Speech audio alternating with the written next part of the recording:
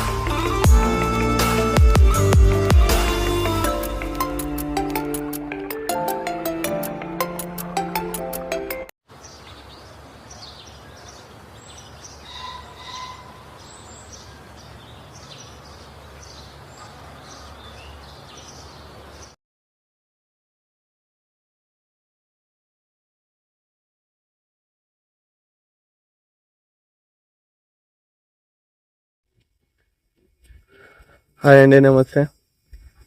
ప్రతి వారము మనం ఒక పుణ్యక్షేత్రానికి అయితే రావడం అయితే జరుగుతుంది. అట్లే అక్కడ ఉన్నటువంటి ప్రదేశం యొక్క గొప్పతనము, ఆ దేవుని యొక్క ప్రత్యేకతలు, ఆ స్థల పురాణము మీకైతే చెప్పడం అయితే జరుగుతూ ఉంది. అదేవిధంగానే ఈరోజు మీ చింటూ వీడియోస్లో మిడిగేసికి అతి సమీపంలో ఉన్నటువంటి హనుమంతపురం గ్రామానికైతే రావడం అయితే జరిగింది. ఇక్కడ మనకు అనేక దేవస్థానాలు గోప్యంగా ఉండి బయటకి ప్రచారం పొందలేనటువంటి దేవస్థానాలు అనేకం ఉన్నాయి. అందులో ముఖ్యంగా ఈరోజు మనం 3 దేవస్థానాలను అయితే దర్శిస్తాము. అందులో ఫస్ట్ వన్ భూతప్ప స్వామి దేవస్థానము. ఇక్కడ భూతప్ప స్వామి దేవస్థానము అనేక విశేషాలను కలిగి ఉండి అనేక మంది భక్తాదులకు కొంగు బంగారంగా ఉంటూ ఇక్కడ ప్రసిద్ధిగాంచింది. కానీ అనేక మందికి ఇక్కడ ఒక దేవస్థానం ఉంది అనేది తెలియదు. కాబట్టి ఈ దేవస్థానం గురించి మనం తెలుసుకునే ప్రయత్నం అయితే చేద్దాము. రండి నా జతలో ఈరోజు భూతప్ప స్వామి దేవస్థానానికైతే వచ్చాము.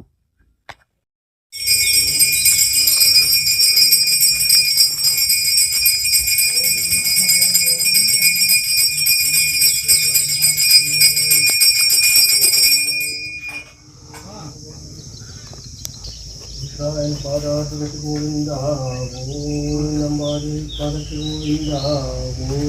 ಲಕ್ಷ್ಮೀ ನಾರಸಿಂಹಸ್ವಾಮಿ ಪಾದಕ್ಕೆ ಗೋವಿಂದ. ಸ್ವಾಮಿ ನಮಸ್ಕಾರ.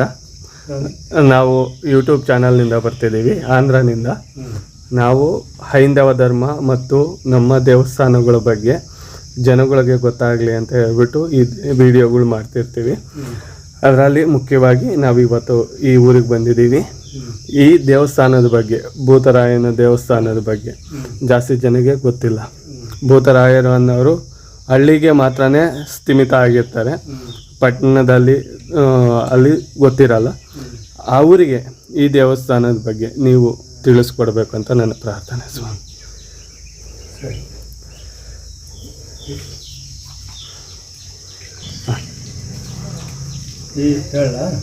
ಈ ಹನುಮಂತಪುರದ ಗ್ರಾಮದಲ್ಲಿ ಸುಮಾರು ಇಲ್ಲಿಗೆ ಒಂದು 25-30 ವರ್ಷಗಳಿಂದಲೂ ಉತ್ಪತ್ತಿಯಾಗಿ ಕುರಳಳ್ಳಿ ಭೂತರಾಯ ಸ್ವಾಮಿಯ ದೇವಸ್ಥಾನ ಇಲ್ಲಿ ಉತ್ಪತ್ತಿಯಾಗಿದೆ.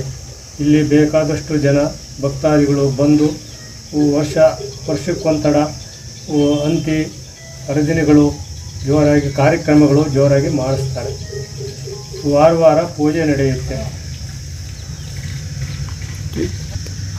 ವಿಶೇಷ ಅಂದರೆ ಏನಂದರೆ ಈ ಅಪ್ಪ ಮಣೆವು ಎಷ್ಟು ಮಾಡಿದರೂ ಮಣೆವು ತಿಂದಾಕ್ತಾನೆ. ಭೂತರಾಯ ಸ್ವಾಮಿ ಮಣೆವು ಪಂಜಿನ ಸೇವೆ ಮಾಡ್ತಾನೆ. ವಿಪರೀತವಾಗಿ ಬೆಂಕಿ ಹಚ್ಕೊಂಡು ಪಂಜಿನ ಸೇವೆನೂ ಮಾಡ್ತಾನೆ. ಆಯಪ್ಪ ಅಗಾಧವಾದ ಭಕ್ತ. ಆದ್ದರಿಂದ ಬೇಕಾದಷ್ಟು ಭಕ್ತರಿಗೆ ಸಂತಾನ ಭಾಗ್ಯವು ಕೊಟ್ಟವನೇ, ಬೇಕಾದಷ್ಟು ಕಷ್ಟಗಳು ಹೊಡೆದವನೇ. ಇಲ್ಲಾಂದರೆ ಇಷ್ಟೆಲ್ಲ ನಡೀತಿರಲಿಲ್ಲ ಈ ಜಾಗದಲ್ಲಿ. ಇಲ್ಲಿಗೆ ಭಕ್ತಾದಿಗಳು ಯಾವ ಟೈಮ್ನಲ್ಲಿ ಜಾಸ್ತಿ ಬರ್ತಾರೆ ಅಂದರೆ, ಇದು ಹಳ್ಳಿ ಅಲ್ವಾ, ಹಳ್ಳಿನಲ್ಲಿ ಅಷ್ಟು ಇದು ಗೊತ್ತಿರಲ್ಲ, ದೇವಸ್ಥಾನದ ಬಗ್ಗೆ ಪ್ರಾಚುರ್ಯ ಇರಲ್ಲ. ಹಂಗಾಗಿ ಈ ದೇವಸ್ಥಾನಕ್ಕೆ ಯಾವ ಟೈಮ್ನಲ್ಲಿ ಭಕ್ತಾದಿಗಳು ಜಾಸ್ತಿ? ಭಕ್ತಾದಿಗಳು ಶ್ರಾವಣದಲ್ಲಿ ವಾರ ಅಂತಿ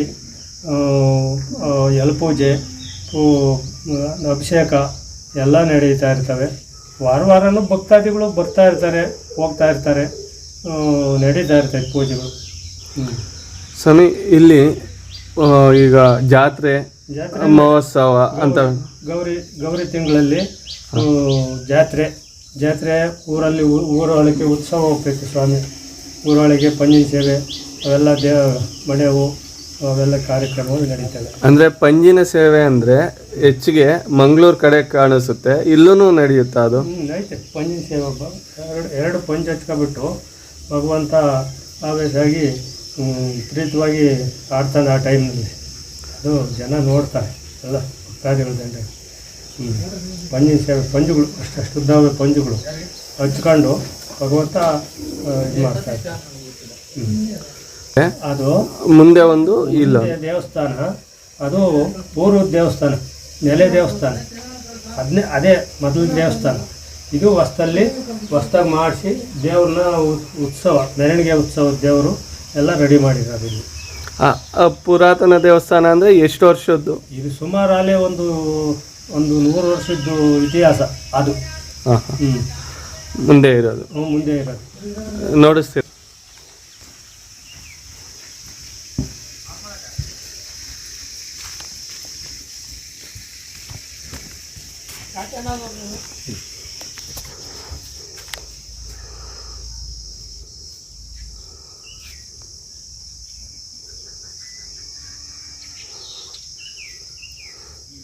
ಇಲ್ಲಿ ವಿಗ್ರಹಗಳು 4 ಇದಾವಲ್ಲ? 4 ವಿಗ್ರಹಗಳು. ಅಂದರೆ ಯಾವ್ಯಾವು? ಅವೆಲ್ಲ ಒಂದೇ. ಒಂದರಲ್ಲೇ ಭೂತರಾಯ ಸ್ವಾಮಿ ಎಲ್ಲ ಒಂದೇ. ಕರಿಯಣ್ಣ ಕೆಂಚಣ್ಣ ಅಂತ ಅವಕ್ಕೆ ಹೆಸರು.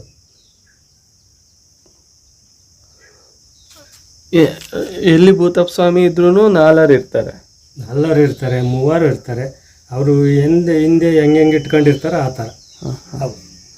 ಇದು ಪುರ್ಲಳ್ಳಿ ಭೂತ ಅಂತಾರಲ್ಲ, ಮೇನ್ ದೇವಸ್ಥಾನ ಶಿರಾ ತಾಲೂಕ್ನಾಗಿರೋದು. ಅಲ್ಲಿಂದ ಇಲ್ಲಿ ಯಾರೋ ಹೋಗೋಕ್ಕೆ ಅವ್ರಿಗೆ ಯತ್ನವಿಲ್ದ 3 ಬೆನಕಾಪುಳ ತಂದಿಕ್ಕಿ ಪೂಜೆ ಮಾಡಿ ಹಿಂದೆ ಇಲ್ಲಿ 100 ವರ್ಷದ ಇತಿಹಾಸ. ಅವತ್ತಿಗೆ ಅವ್ರಿಗೆ ಹೋಗೋಕ್ಕೆ ಯತ್ನವಿಲ್ಲ. ಇಲ್ಲಿ ಅವ್ರು ಮಾಡ್ಕೊಂಡು ಮರಿ ಕಡ್ದು ಪೂಜೆ ಮಾಡ್ಕೊಂಡು ಹೋದು ಇದರಿಂದ ಇಲ್ಲಿ ಹಂಗೆ ನೆಲೆಗೊಂಡು ಜನಗಳಿಗೂ ಭಕ್ತಾದಿಗಳಿಗೂ. ಅಂದರೆ ಈಗ ಭೂತಪ್ಪ ಸ್ವಾಮಿ ಅಂದರೆ ಮೇಯ್ನ್ ಆಗಿ ಈ ಯಾದವರು ಅಂದರೆ ಗೊಲ್ರಿಗೆ ಮೇಯ್ನು ಅಂತ ಹೇಳ್ತಾರೆ. ಅಂದರೆ ಗೊಲ್ರಿಗೆ ಮಾತ್ರನೇ, ಬೇರೆ ಯಾರಾದ್ರು? ಹೌದು, ಅವ್ರವ್ರ ಭಕ್ತಿಯಿಂದ ಗೊಲ್ರಿಗೆ ಎಂಬುದೇನಿಲ್ಲ, ಅವ್ರವ್ರ ಭಕ್ತಿ ಕೊದ್ದಿ ಮಾಡ್ತಾರೆ. ನಾವಿಲ್ಲಿ ಬರಬೇಕಾದ್ರೆ ಈ ಭಗವಂತ ನಮಗೆ ಹೂವು ನೀರು ಇಕ್ಬೇಕಾದ್ರೆ ನಮಗೆ ಆಜ್ಞೆ ಬಂದು ನಮ್ಮ ಒಡನೆ ಮಾತಾಡಿ, ನಾನಿಷ್ಟು ವರ್ಷಗಳ ಕಾಲ ಆಗೈತಿ ಇಲ್ಲಿ ಬಂದು ಸೇರಿ ಹೂವು ನೀರು ಇಕ್ತಾಯಿಲ್ಲ ನೆಟ್ಗ, ನೀವು ನನಗೆ ಹೂವು ನೀರು ಇಟ್ಕೊಂಡು ನನ್ನ ಪೂಜೆ ಕಾರ್ಯಗಳು ನಡೆಸ್ಕೊಂಡು ಹೋಗ್ಬೇಕು ಅಂತ ಹೇಳಿದೆ. ಅವತ್ತಿನಿಂದ ನಾವು ಬಂದು ಇಲ್ಲಿ ಸೇರಿದ ಮೇಲೆ ನಾವು ಬಂದು ಸೇರಿದ ಮೇಲೆ ಈ ಗಿಡ ಗಂಟೆ ಎಲ್ಲ ಬೆಳೆಸಿ ತಿಂಡಿ ಕಟ್ಟಿಸಿ ಇದೆಲ್ಲ ಜಾಗ ಗೌರ್ಮೆಂಟ್ ಜಾಗ ಅಲ್ಲ, ಕೊಂಡು ಮಾಡಿ ಆ ಯತ್ನ ಮಹಿಮೆ ಇತ್ತು. ಜನ ಬಂದು ಎಲ್ಲ ಒಂದೊಂದು ಮಾಡ್ಕೊಂಡು ಹೋದ್ರು. ಇನ್ನೂ ಒಡವೆ ಪಡವೆಗಳು ಎಲ್ಲ ಬೇರೆ ದಂಡ್ಯಾಗವೆ, ಬೆಳ್ಳಿ ಒಡವೆಗಳೆಲ್ಲ ಅವೆ ಮನೆಯಲ್ಲೇ ಯಾವಾಗಲೂ ತರಲ್ಲ. ಇವಾಗೆ ಒಂದೇ ಸಣ್ಣಾಗಿರಲ್ಲ, ಕಾಟ.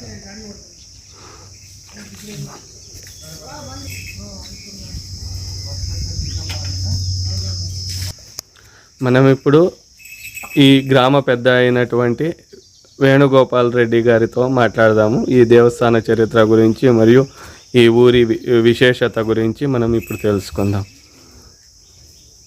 మాట్లాడచ్చా? ఇప్పుడు హనుమంతపురం గ్రామంలో ఉండే భూతరాయ స్వామి దేవస్థానము.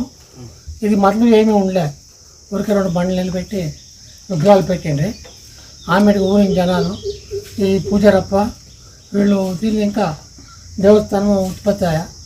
తిరిగి మొన్న కొత్తగా వెనక బాగాను దేవస్థానం కట్టే ప్రభావం లేదు. శిఖరు మాది మేమే ముందు నిలిచి అంతా కట్టించినది. ఇప్పుడు సముదాయ భవనం కావాలండి.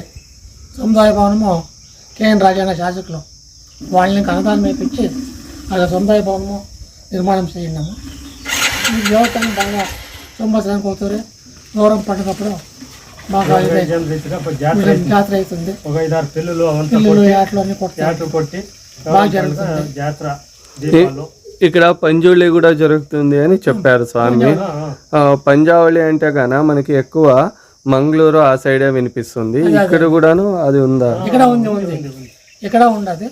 ముందర ఇంకా బాగా ఇంప్రూవ్ చేయాలంటే మా ఆశ ఉంది. పైన ఇంకా వరకు అనుదానం తెచ్చి ఇంప్రూవ్ చేయాలని మా ఆశ. భక్తాదులు కూడా అట్లే సహకరించాలని నేను కోరుకుంటున్నాను స్వామి. నా ఛానల్ తరఫున కూడాను నేను ఎంతైతే అంత ప్రచారం చేసిస్తాను. థ్యాంక్ యూ స్వామి. మీ సమయాన్ని నాకు కేటాయించినందుకు ధన్యవాదాలు.